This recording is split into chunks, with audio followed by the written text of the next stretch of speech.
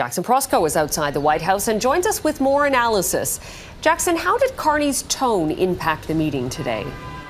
Well, Carolyn, the stakes were incredibly high for the Prime Minister today, and given how testy the Canada-U.S. relationship has been lately, there was the very real possibility that this could all have gone very badly. It all could have gone sideways. But two things seemed to soften the mood. First, President Trump was completely transparent about the fact that he was no fan of Justin Trudeau and is much happier dealing with Mark Carney. And second is the way Carney spoke. And I want to dial in on that back and forth between Carney and Trump over making Canada the 51st state. Listen very closely to the full exchange and how Carney uses Trump's own words against him. I'm a real estate developer at heart.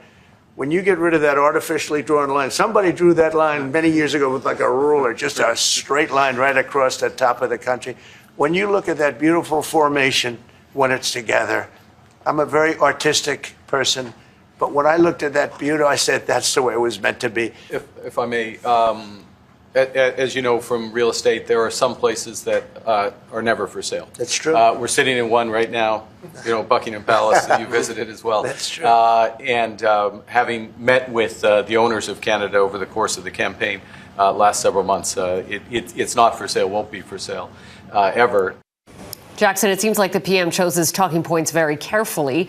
How else did he try to win over Trump?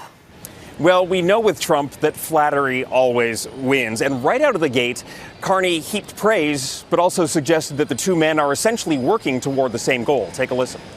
You're a transformational president, focus on the economy with a relentless focus on the American worker, securing your borders, ending the scourge of fentanyl and other opioids, and securing the world.